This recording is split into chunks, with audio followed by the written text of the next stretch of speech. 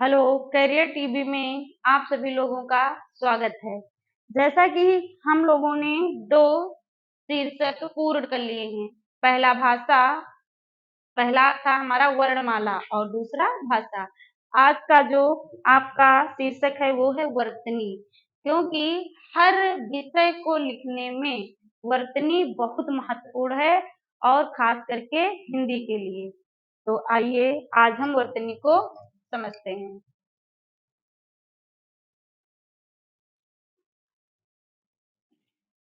वर्तनी क्या है? तो जो हमारी लिखने की रीत है उसे वर्तनी कहते हैं। लिखने की रीति को ही वर्तनी कहते हैं। और वर्तनी को और किस नाम से भी जानते हैं? ये वर्तनी तो सभी लोग जानते होंगे, लेकिन इसको वर्तनी का वर्तनी का दूसरा नाम वर्तनी का दूसरा नाम अक्षरी अक्षरी या वर्तनी का दूसरा नाम अक्षरी या हिज्जे, ये नाम आपने सुने नहीं होंगे। वर्तनी या हिज्जे भी, वर्तनी का दूसरा नाम अक्षरी या हिज्जे भी होता है होता है। आपको पता है कि वर्तनी लिखने का एक सही तरीका होता है और शब्दों को, वाक्यों को या किसी भी वाक्यांश को लिखने के लिए उसकी वर्तनी ही सबसे महत्वपूर्ण होती है। और इससे पहले होता है जब हम किसी वाक्य का, किसी शब्द का या किसी गद्यांश का शुद्ध उच्चारण करते हैं तो लिखने में भी हमारी वर्तनी शुद्ध होती है। तो वर्तनी तो आप जानते होंगे, लेकिन वर्तनी को क्या कहते हैं? वर्तनी को हम अक्षरी भी कह सकते हैं और इसे हिज्जे भी कहते हैं। अगर आपसे कहा जाए कि अक्षरी क्या होता है, तब भी हमारे लिखने की रीत ही अक्षरी कहलाती है और हमारे लिखने का तरीका, शुद्ध उच्चारण व शुद्ध वर्तनी ही क्या, हिज्जे भी कहलाती है। तो आज ये दो नए नाम आपने सीखे कि वर्तनी को अक्षरी भी कहते हैं और हिज्जे भी कहते हैं। ये तो आप अच्छे से समझ गए। और शुद्ध वर्तनी ही हमारी क्या है? शुद्ध वर्तनी लिखना ही हमारी क्या है? सशक्त भाषा है। सशक्त भाषा है शुद्ध वर्तनी लिखना। अब देखिए, अभी एक ये मंत्रालय बनाया गया था जिसका नाम है शिक्षा मंत्रालय वर्तनी समिति। तो शिक्षा मंत्रालय वर्तनी समिति, इस समिति के द्वारा इस समिति के द्वारा सन इस समिति के द्वारा सन 1962 ईस्वी में कुछ नियम बनाए गए। इस शिक्षा मंत्रालय की वर्तनी समिति द्वारा, एक शिक्षा मंत्रालय तो आप जानते ही हैं, फिर शिक्षा मंत्रालय की एक वर्तनी समिति द्वारा सन 1962 ईस्वी में कुछ नियम बनाए गए कि वर्तनी को हम किस प्रकार से शुद्ध व सही प्रस्तुत कर सकते हैं। तो आइए उन नियमों को हम सीखते हैं और ध्यानपूर्वक देखते हैं। देखिए, तो वर्तनी की अशुद्धियों का परिचय, यानी कि वर्तनी को हम कैसे शुद्ध व अशुद्ध लिख सकते हैं। तो देखिए, आपने एक ये वर्ण पढ़ा होगा, ये वर्ण आपने पढ़ा होगा और एक ये वर्ण पढ़ा होगा। तो जो हमारा ये ड़ा है, तो ये हमारा ड़ा जो है, इसको हम ड़ा को, ये हमारा ड़ा जो है वो कौन सा है? तत्सम तत्सम वर्ण है। ये ड़ा जो है हमारा वो तत्सम वर्ण है, क्योंकि तत्सम और तद्भव भी हमने आपको बताया है। तत्सम शब्द वह शब्द होते हैं जो संस्कृत भाषा से आए हुए हैं और हिंदी में ज्यों के त्यों प्रयुक्त हुए हैं, वो हमारे तत्सम शब्द कहलाते हैं, शुद्ध शब्द कहलाते हैं। और फिर ये जो हमारा ना है, तो इसका परिवर्तन, ये हमारा ना है, वो है तद्भव वर्ण। ऐसा है ये वर्ण हमारा, ये तद्भव वर्ण है। कैसा वर्ण है? तद्भव वर्ण है हमारा ना। तो यदि हम अपनी वर्तनी को शुद्ध करेंगे तो हमारी शुद्ध वर्तनी क्या है? तत्सम वर्ण ही हमारे, तत्सम जो वर्ण है वही हमारे क्या है? शुद्ध है। और ये हमारा तद्भव वर्ण है, तो ये हमारा वर्ण क्या है? ये तद्भव वर्ण है और ये तत्सम वर्ण है। तो वर्तनी को शुद्ध करने के लिए, सही वर्तनी का प्रयोग करने के लिए हम तत्सम वर्णों का प्रयोग करेंगे। जैसे कुछ उदाहरणों के माध्यम से आप देखिए। जैसे जैसे आपका एक शब्द है फड़, एक शब्द है फड़, तो ये फड़ शब्द जो है ये कैसा है? अब आपको यही तो पहचानना है इसको। ये यहाँ पे फड़ लिखा हुआ है और ये तत्सम शब्द यानी शुद्ध शब्द है। इसको जब आप तद्भव में लिखेंगे तो ये हो जाएगा हन। क्या हो जाएगा? हन। ये जो रा है इसका परिवर्तन काहे में हो गया? ना में। जैसे आप रामायण, हिंदी में ही इसको समझिए। जैसे आप जो है रामायण हिंदी में ऐसे लिखते हैं, और इसको जब आप इंग्लिश में लिखते हैं तो लिख देते हैं रामायण, एन लगाते हैं बाद में, रामायण। तो ये हमारा शुद्ध शब्द है और इसका जो ये तत्सम शब्द है और इसका तद्भव हो जाएगा रामायण। ये हमारा क्या है? तद्भव शब्द है। और भी हम थोड़े इसके उदाहरण देखते हैं। जैसे हमने क्या कहा? कड़, तो ये कड़ जो है हमारा तत्सम शब्द है और इसका हो जाता है कन। तो ये हमारा क्या है? ये हमारा तद्भव शब्द है। तो वर्तनी हमारी ये शुद्ध है। अगर पूछा जाए कन की शुद्ध वर्तनी क्या होगी? तो कड़। या रामायण की शुद्ध वर्तनी क्या है? रामायण। फन की शुद्ध वर्तनी क्या है? फड़। तो ये हमारे नियम नंबर 1 के अंतर्गत आते हैं। और भी हम शब्दों को यहाँ पे देखते हैं। जैसे रण, आपका शब्द क्या है? ये रण, और इसे लिख देते हैं रन। तो रन का क्या हो जाएगा? रण।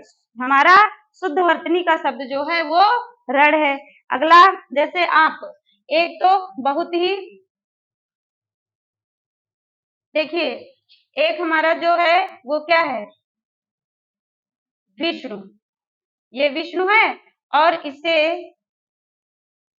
विष्णु, विष्णु को क्या लिखेंगे? ये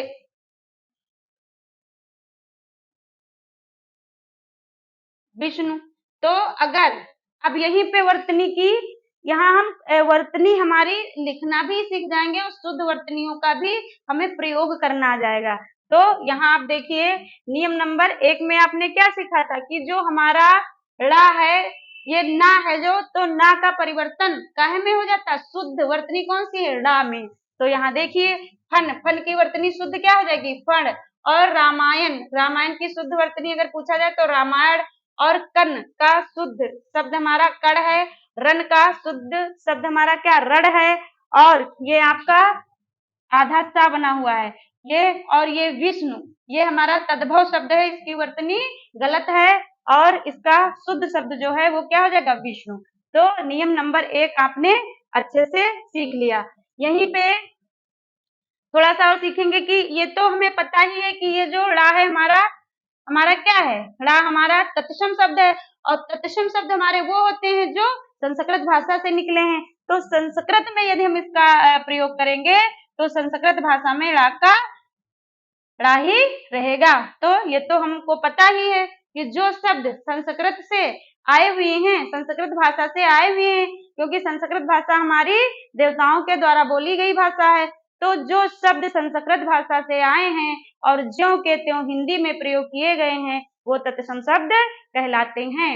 और ऐसे शब्द जो संस्कृत भाषा से आते आते हिंदी में उनका रूप परिवर्तित हो गया है या बदल गया है, तो ऐसे शब्दों को तत्सम शब्द तद्भव शब्द कहते हैं। तत्सम शब्द संस्कृत भाषा से ज्यों के त्यों प्रयोग हुए हैं वो तत्सम है, और संस्कृत भाषा से आए हुए वे शब्द जिनका रूप मूल रूप वह अपने मूल रूप को छोड़ करके और हिंदी में थोड़ा सा परिवर्तित हो गए हैं वो तद्भव शब्द कहलाते हैं।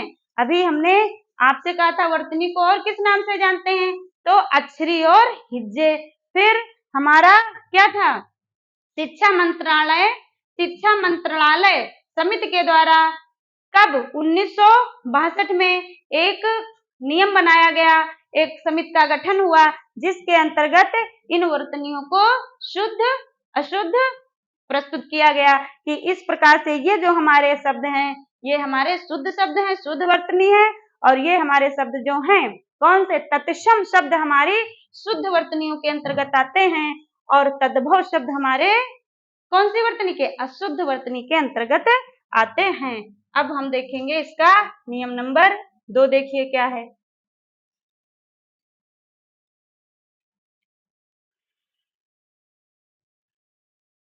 अब किसी एक ही पद में अगर कोई एक पद है तो एक ही, नियम नंबर 2 हम सीखेंगे, कोई एक पद है जिसमें हमारा वर्ड कौन सा, ऋण रा और सा, ऋण रा और सा, बाद सा के बाद, ये जो हमारे कोई हमारे पद हैं जिसमें ऋण रा और सा के बाद, सा के बाद ना आए, सा के बाद ना आए तो, सा के बाद ना आए तो ना के स्थान पर, देखिए ना आए तो ना के स्थान पर, ना के स्थान पर क्या हो जाएगा, रा, ना के स्थान पर रा हो जाता है। कैसे, अभी इसको हम आपको बता रहे हैं, हो जाता है। नियम नंबर 2 में हमने क्या सीखा कि यदि किसी पद में या किसी शब्द में जो है हमारे कौन से वर्ण, हमारे ऋण रा और सा, कौन से वर्ण, ऋण रा और ये मूर्धन्य सा के बाद यदि ना आए, कौन सा वर्ण, यदि ना आए तो ना के, किसके, ना के स्थान पर क्या हो जाता है, रा हो जाता है। जैसे देखिए इन शब्दों को, जैसे आपके ये शब्द है ऋण, शब्द कौन से हैं, ऋण, तो ये तो आपको पता है, उदाहरण देख लीजिए, ऋण, और देखिए शब्द कौन सा है, ऋण है, और क्या है, कृष्ण, ऋण कृष्ण और भूषण, ऋण कृष्ण और भूषण। और भी हमारे शब्द हैं श्रवण, रामायण तो हमने आपको बता ही दिया है। तो हमने क्या कहा, यदि किसी शब्द या पद में, यदि किसी शब्द या पद में आपके ऋण रा और सा इनके बाद यदि ना आए तो ना के स्थान पर क्या हो जाता है, रा हो जाता है। जैसे देखिए आपका ये ऋण है, ऋण के बाद ये ना है तो इसके स्थान पे क्या कर देंगे, हम रा कर देंगे। यहाँ पे आपका ये मूर्धन्य सा मिला, उसके बाद आपका ना है तो इसके स्थान पे क्या हो जाएगा, रा कर देंगे। और ये भूषण है तो ये हमारा सा है मूर्धन्य सा, तो उसके बाद हमें ना मिला तो हम इसके स्थान पे क्या कर देंगे, रा कर देंगे। और इसी प्रकार से श्रवण, तो ये हमारा स्रा है और स्रा के बाद ये हमारा रा मिला है तो ना के स्थान पे हम जो है क्या कर देंगे, रा कर देते हैं। तो ये हमारा एक नियम नंबर 2 हमने सीखा। और देखिए अब हम देखेंगे अगला नियम, अब हम क्या देखेंगे, अगला नियम। जैसे आपका ये आपने देखा होगा कि छा, ये हमारा छा कौन सा है, ये हमारा छा है छाता वाला, और एक हमने एक हमारा छा कौन सा है, छतरी वाला। कौन सा, ये हमारा छा कौन सा है, छतरी वाला छा। तो अब इन छा का जो है शुद्ध परिवर्तन या शुद्ध वर्तनी हम कैसे लिखेंगे, तो इसके अंतर्गत देखते हैं। तो छा का प्रयोग अधिकतर, ये जो हमारा छा है कौन सा, छतरी वाला छा, तो इस छा का प्रयोग होगा किसमें, तत्सम वर्ण में। किसमें प्रयोग होगा, तत्सम वर्ण में। और ये जो हमारा छाता वाला छा है, तो इसका प्रयोग किसमें होगा, इसका प्रयोग हमारा होगा तद्भव में। किसमें होगा, तद्भव में। तो अब हम यहाँ पे यदि हमें ज्ञान है कि जो छतरी वाला छा है उसका प्रयोग तत्सम शब्दों में होगा, तत्सम वर्ण है, और जो छा है छाता वाला उसका प्रयोग तद्भव है। तो हम वर्तनी यहाँ पे शुद्ध अपनी कर लेंगे। जैसे आइए उदाहरण के माध्यम से हम इसको समझते हैं, देखते हैं। जैसे आपसे हमने कहा शुद्ध वर्तनी लिखिए, तो शुद्ध वर्तनी क्या हो जाएगी आपकी, ये समीक्षा, ये हमारी शुद्ध वर्तनी है। समीक्षा क्या है, शुद्ध वर्तनी है। आगे और भी उदाहरण देखें। जैसे हमने क्या कहा, परीक्षा, तो ये परीक्षा हमारी क्या है, ये छा हमारा है, तो ये हमारी शुद्ध वर्तनी है, परीक्षा। और भी शब्द हैं, जैसे हमने कहा छतरी, एक तो हमारा ये छतरी ही है जो हमने ऊपर लिखा है, तो छतरी, तो ये छा हमारा है, शुद्ध वर्तनी है हमारी। और भी हम देखते हैं, जैसे दीक्षा, एक शब्द हमारा क्या है, दीक्षा, तो यहाँ ये छा है, तो इसलिए हमारी ये क्या है, शुद्ध वर्तनी है। और उसके बाद और भी हैं, जैसे शिक्षा, तो शिक्षा भी तो आप ऐसे ही लिखते हैं, शिक्षा, तो शिक्षा भी ये छा है, हमारी शुद्ध वर्तनी है।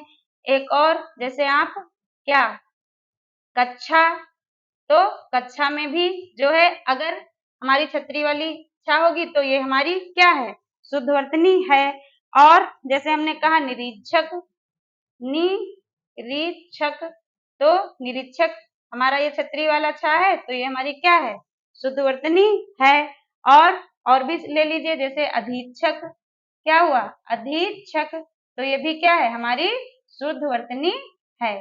तो ये नियम नंबर 3 हमने सीखा। क्या सीखा, कि जो छतरी वाला छा है वो हमारा संस्कृत निष्ठ वर्ण है, जो छाता वाला छा है वो क्या है, वो हमारा तद्भव है। तो हमें वर्तनी शुद्धि का यदि चयन करना है, सही वर्तनी का चयन करना है, तो हम इन अक्षरों को ध्यान रखेंगे। जैसे समीक्षा, आपको कंफ्यूज करने के लिए यहाँ पे कौन सा छा, छाता वाला छा दे सकता है एग्जामिनर, तो हम इस चीज को ध्यान रखेंगे कि छतरी वाला छा हमारा तत्सम वर्ण है। तो फिर जब इस वर्ण से युक्त कोई शब्द होगा तो उसकी वर्तनी शुद्ध व सही होगी। तो देखिए, समीक्षा, परीक्षा, क्षत्रिय, दीक्षा, शिक्षा, कक्षा, निरीक्षक और अधीक्षक, तो ये हमारी शुद्ध वर्तनियों के शब्द हैं। आगे देखिए, इन नियमों को बहुत अच्छे से आपको पढ़ना है। तो ये हमने सीख लिया। और जैसे आपसे इनके अगर तद्भव भी, ये तो हमारे तत्सम वर्ण थे, कैसे थे ये वर्ण, ये हमारे थे, ये हमारे जो वर्ण थे वो थे तत्सम, तत्सम। और इनके हम तद्भव भी देख लें, तद्भव, तद्भव भी देख लीजिए कैसे, तद्भव भी हैं इनके। जैसे तद्भव वर्ण कौन से हैं, छत्र, छत्र, छत्र वर्ण जो है तद्भव है। और छाया, छाया, ये हमारा क्या है, तद्भव है, छत्र छाया। और छादन, छत्र छाया छादन, ये हमारे कैसे हैं। और एक और ले लीजिए, जैसे छेद, तो जब हमें नियम पता है तो हम तत्सम और तद्भव को चुन लेंगे। तो ये हमारे कैसे शब्द हैं, तद्भव हैं। तो ये देखिए, यहाँ पे देखिए कौन सा छा आया, छाता वाला छा सब में आया, तो ये हमारे तद्भव कौन से हैं शब्द, तद्भव शब्द या पद हैं। ये आप सीख गए। और देखिए, अगला आपको सीखना है नियम नंबर 4।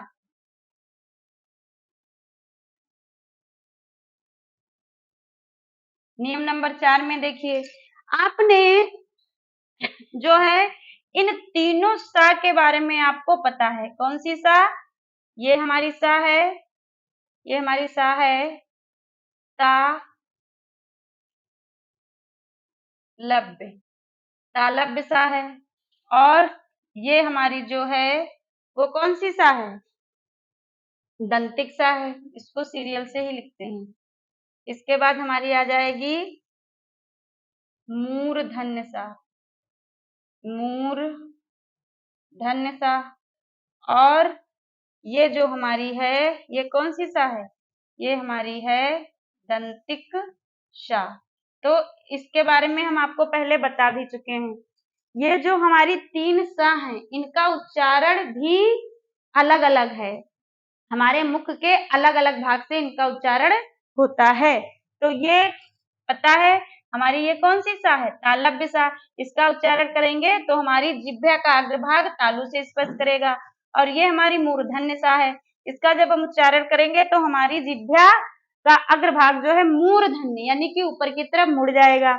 ये हमारी दंतिक सा है। तो इसका उच्चारण करते समय हमारे ऊपर नीचे के दांत स्पर्श करेंगे।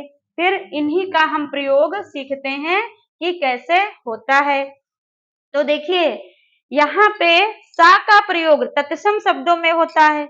ये जो हमारा ये जो सा है मूर्धन्य सा, यहीं पे देख लीजिए ये जो मूर्धन्य सा है तो इसका प्रयोग तत्सम शब्दों में होता है।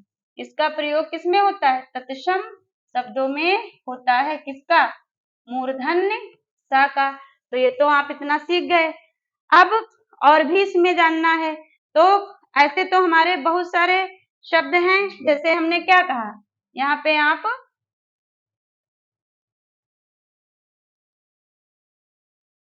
जैसे पहले तो हम सीखेंगे क्या?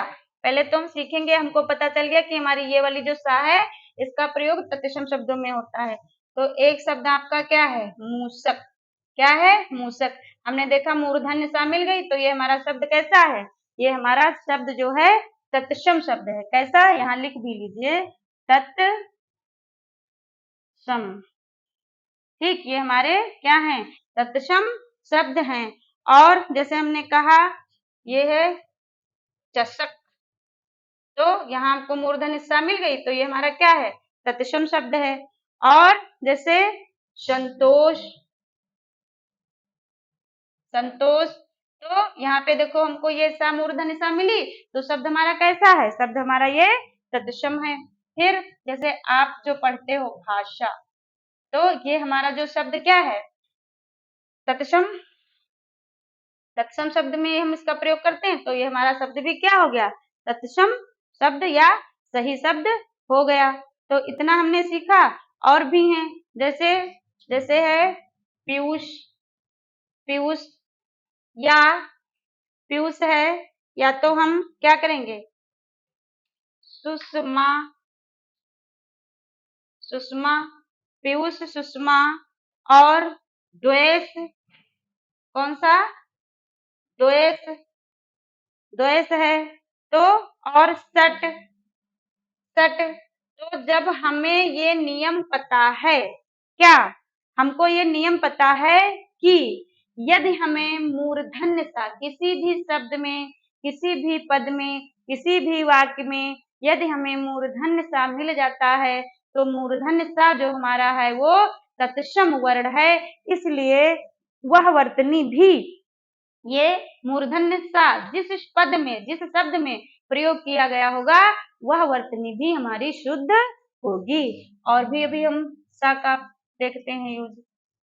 तो हमने आपको एक सीरियल बताया कि तालब्य सा, मूर्धन्य सा और दंतिक सा। तो इसका हमने आपको बताया। अब हम सीखेंगे कि यदि किसी शब्द में सा और उसके पूर्व, जो उसके पूर्व पहले क्या आ जाए? आ को छोड़कर कोई अन्य स्वर आए तो सा के स्थान पे क्या हो जाएगा?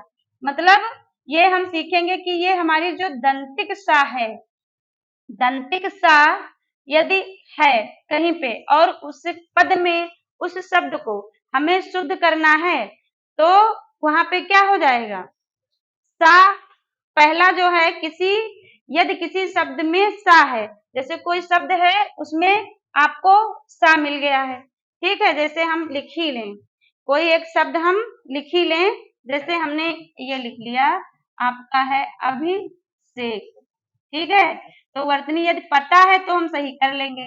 तो हमने क्या कहा, ये अभिषेक यानी कि किसी पद में हमको दंतिक सा मिली, और इसके पूर्व छोटा बड़ा को छोड़कर इसके पूर्व, अब ये जो हमारी सा है तो इसके पूर्व माने पहले यहाँ कौन सा अक्षर ना हो, छोटा ना हो और बड़ा ना हो, कौन सा अक्षर ना हो, छोटा ना हो और बड़ा ना हो, तो दंतिक सा का परिवर्तन किसमें हो जाएगा, कोई अन्य यदि स्वर आता है तो सा के स्थान पर सा हो जाता है, तो इस दंतिक सा का परिवर्तन किसमें हो जाएगा, परिवर्तन इस दंतिक सा का जो परिवर्तन है वो हो जाएगा मूर्धन्य सा में, इसमें हो जाएगा मूर्धन्य सा में। हमने क्या बताया, यदि किसी पद या शब्द में आपका दंतिक सा आता है और उसके पहले जो आपका दंतिक सा है उसके पहले आपका छोटा और बड़ा ये वर्ण ना हो और कोई अन्य वर्ण यदि हैं तो आपका दंतिक सा किसमें बदल जाएगा, मूर्धन्य सा में परिवर्तित हो जाएगा। तो देखो क्या ये नियम यहाँ पे लग रहा है, आपका ये दंतिक सा मिला, दंतिक सा के पहले कौन से नहीं है वर्ण, आपको यहाँ पे ना छोटा है ना बड़ा है, तो इसका परिवर्तन किसमें हो जाएगा, देखिए, तो आपका ये अभिषेक, आपका दंतिक सा का परिवर्तन किसमें हो गया, मूर्धन्य सा में, इसलिए ये वर्तनी क्या है, सही व शुद्ध है। ये आपने सीखा।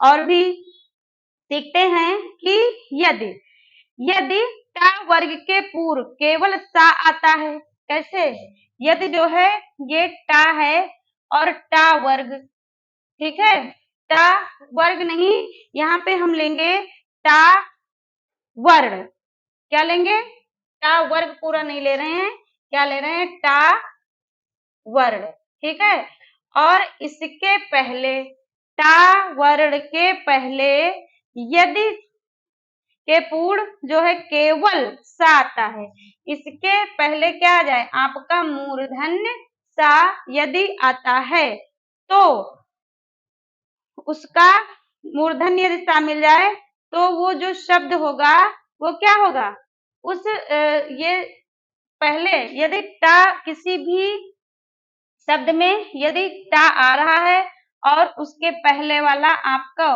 कौन सा सा, कौन सा मिल जाए, टा वर्ग के पूर्ण केवल आपको मूर्धन सा मिल जाए तो वो वर्तनी आपकी क्या हो जाएगी, सही मानी जाएगी।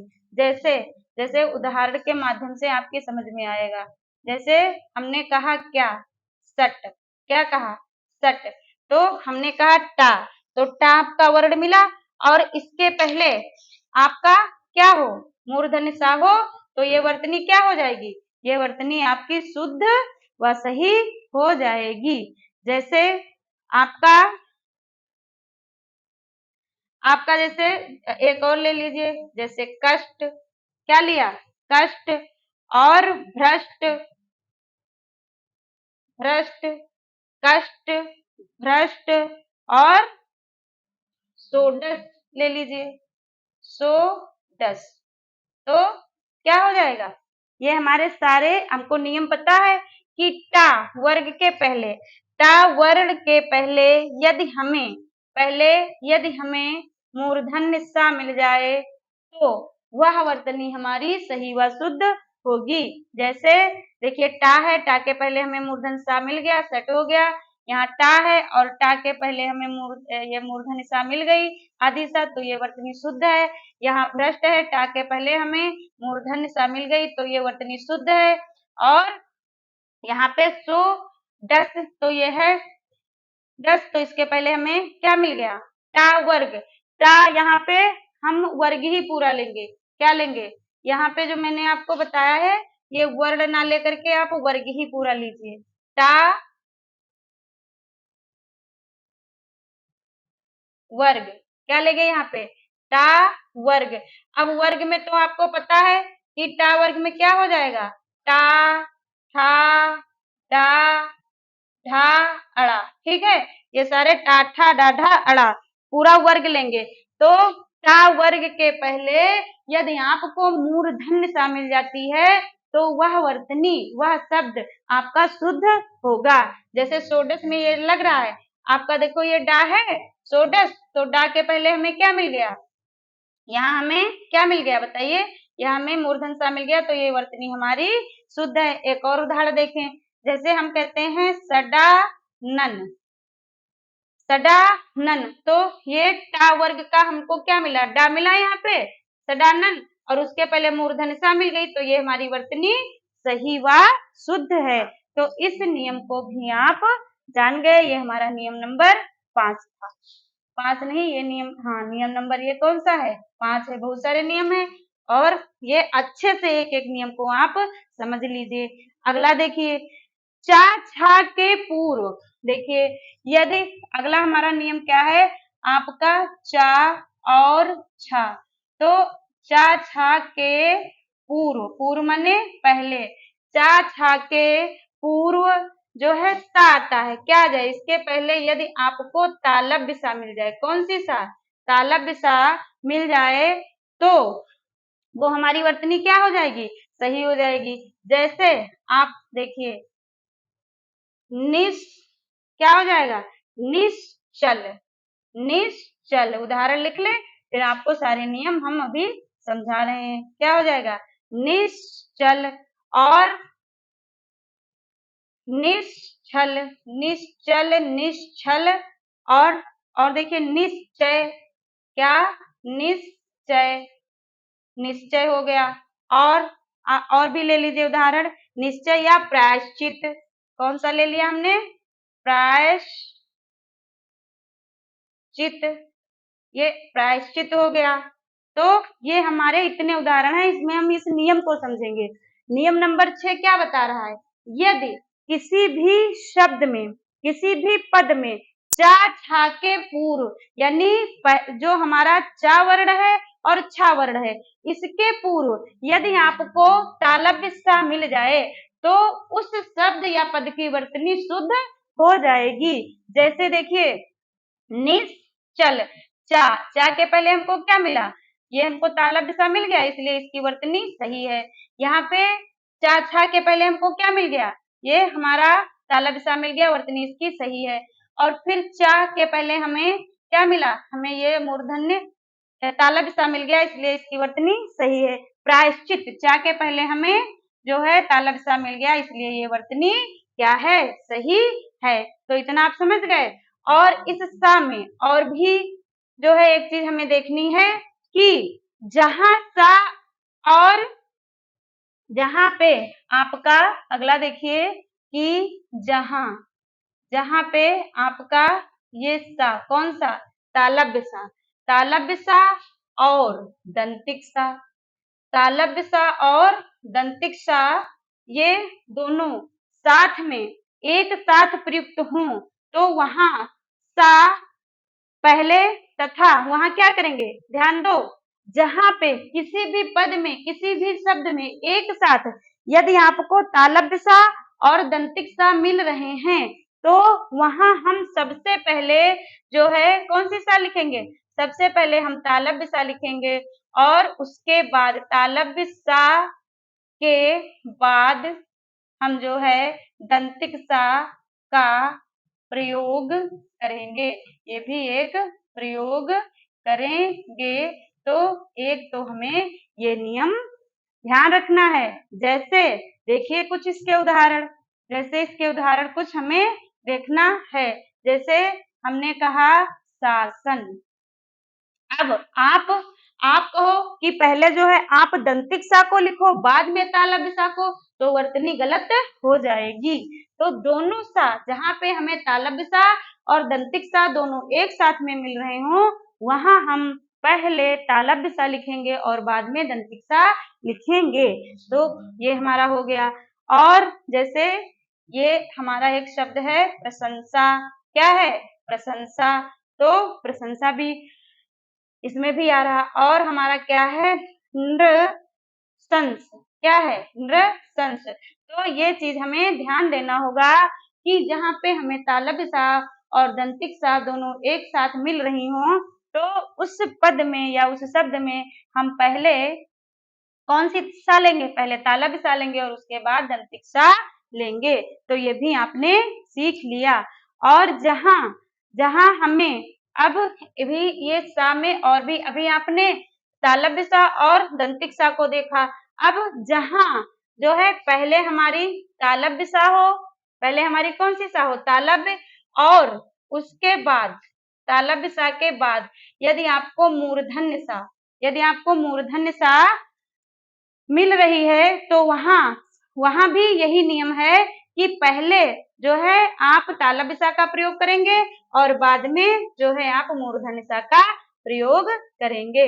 जैसे देखिए, जैसे हमने कहा शेष, शेष, और उसके बाद जो है शीर्षक जो हम लिखते हैं, शेष या शीर्षक। और भी उदाहरण लीजिए, जैसे विशेष, क्या लेंगे, विशेष। तो ये भी हमें नियम याद रखना पड़ेगा। तो ये तो आसानी से याद हो जाएगा। देखिए हमारे जो हमारे सा लिखने का तरीका है वही यही है, क्या, पहले हमारे तालव्य सा, फिर मूर्धन्य सा और फिर दंतिक सा। तो इसके जो लिखने का वर्णमाला में तरीका है वो यही सही है, पहले तालव्य सा, मूर्धन्य सा और दंतिक सा। तो यहाँ भी यदि हमें तालव्य सा और दंतिक सा मिल रही है एक साथ में, तब भी हम पहले तालव्य सा को रखेंगे और बाद में दंतिक सा को, जिसके उदाहरण मैंने आपको समझा दिए। उसके बाद यदि हमें किसी शब्द या पद में तालव्य सा और मूर्धन्य सा एक साथ मिल रही है, तो पहले हम तालव्य सा का ही प्रयोग करेंगे, बाद में मूर्धन्य सा का। जैसे देखिए यहाँ पे शेष पहले तालव्य सा फिर मूर्धन्य सा, और यहाँ पे शीर्षक पहले तालव्य सा फिर मूर्धन्य सा, यहाँ पहले तालव्य सा और फिर मूर्धन्य सा। तो इतना आपने ये सा के विषय में भी जो हमारे सा के द्वारा जो शुद्ध अशुद्ध शब्द हैं उसको भी आपने सीख लिया।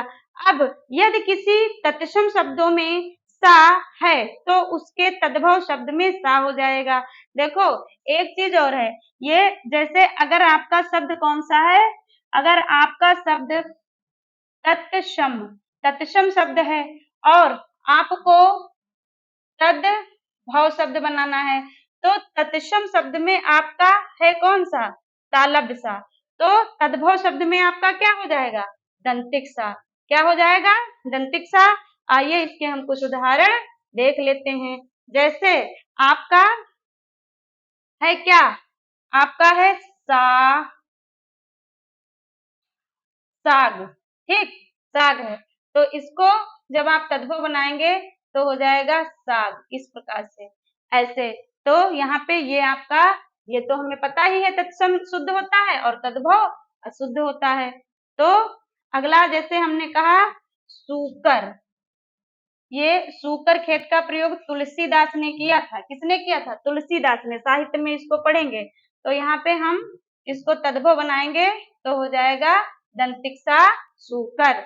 और जैसे हमने कहा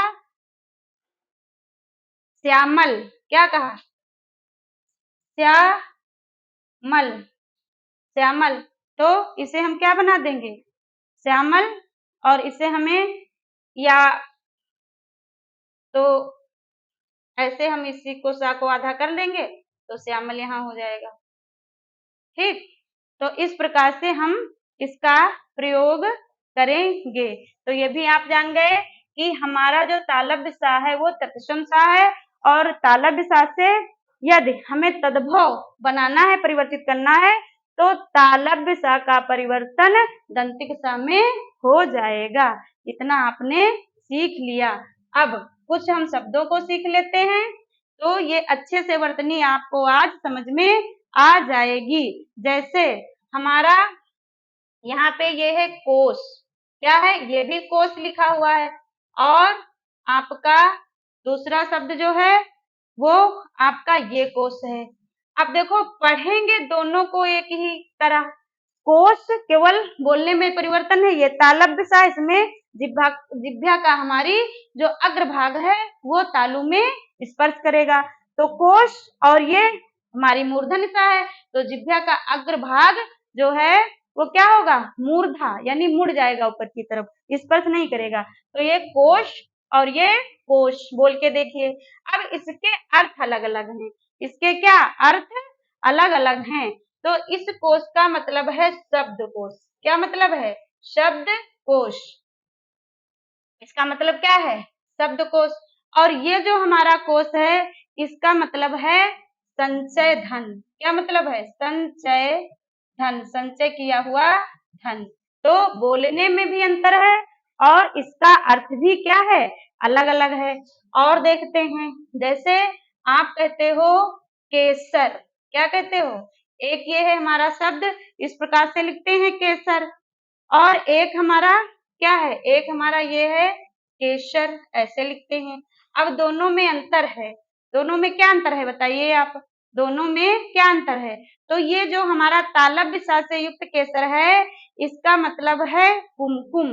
क्या मतलब है, कुमकुम केसर। और ये जो हमारा केसर है इसका मतलब है शेर की गर्दन पर बने बाल। इसका क्या मतलब है, शेर की गर्दन, शेर की गर्दन पर बने बाल, शेर की गर्दन पे बने बाल, ये हो गई केसर। तो इस प्रकार से हम जो है बोलने में भी लिखने में भी और उसका अर्थ भी अलग है। अब जैसे एक शब्द ये है आपका कौशल्या, इसके बारे में सभी लोग जानते हैं। और दूसरा हमारा शब्द इसी प्रकार से लिखेंगे इसको, क्या, कौशल्या, ये शब्द है। तो दोनों में अंतर है, अंतर है। ये जो कौशल्या हैं वो क्या हैं, ये जो कौशल्या हैं वो हैं राम की माता। तालव्य युक्त जो सा है इसका मतलब है कौशल्या का राम की माता। और ये जो दूसरा दंतिक सा युक्त कौशल्या है इसका मतलब है प्रतिभाशाली स्त्री। क्या मतलब है, प्रतिभाशाली, प्रतिभाशाली स्त्री, इसका मतलब क्या है, प्रतिभाशाली स्त्री। तो यहाँ पे ये वाला जो है हमारा सही है, इसमें ये हमारा शुद्ध है, इसमें ये हमारा शुद्ध है। तो और हम देख लेंगे, जैसे और भी हम शब्द लेंगे, जैसे वशिष्ठ शब्द हमारा है वशिष्ठ, ये वशिष्ठ है और ये है वशिष्ठ। ठीक, थोड़ा सा बोलने में ये टा है और ये ठा है, इतना बोलने में अंतर है। तो ये जो वशिष्ठ है एक गुरु है, एक गुरु वशिष्ठ का नाम है। और ये जो वशिष्ठ है ये क्या है, इसका मतलब है सभ्य। क्या मतलब है, सभ्य, इसका मतलब क्या है, सभ्य। इसी प्रकार से एक और शब्द जैसे कस्सा और कस्सा है, तो इस शब्द क्या है, एक हमारा शब्द है कस्सा, कस्सा, और दूसरा शब्द क्या है, दूसरा भी हमारा जो शब्द है इसमें रहेगी आपकी मूर्धन्य सा, ये दोनों हैं। तो इसका ये जो हमारा सा है इसका मतलब है कशा, कशावट, यानी कि किसी चीज को कसना, बहुत जो है कस के बांध देना। और ये जो कसा है इसका मतलब है स्वाद। क्या मतलब है, स्वाद, यानी कि कसैला स्वाद। कैसा स्वाद, स्वाद कसैला, स्वाद जो है कसैला स्वाद। तो ये आपने इतना सीखा। अच्छा एक और बचा है वो भी हम देख ही लेते हैं, जैसे आपका है केसरी। क्या है, ये केसरी लिखा है और दूसरा जो हमारा शब्द है वो क्या है, ये केसरी है। इनमें दोनों में सा का केवल क्या है, अंतर है, ये तालव्य सा, ये दंतिक सा। तो जो हमारी तालव्य सा है इसका मतलब है केसरी, माने ये है हनुमान जी के पिता। क्या है इसका मतलब, हनुमान जी के पिता, इस केसरी का मतलब क्या है?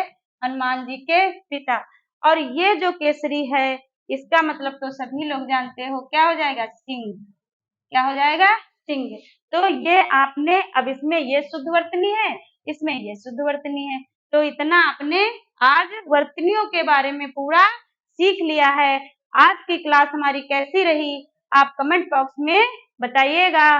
और अगला जो हमारा शीर्षक रहेगा, एक नया शीर्षक रहेगा व्याकरण के साथ। जय हिंद, जय भारत।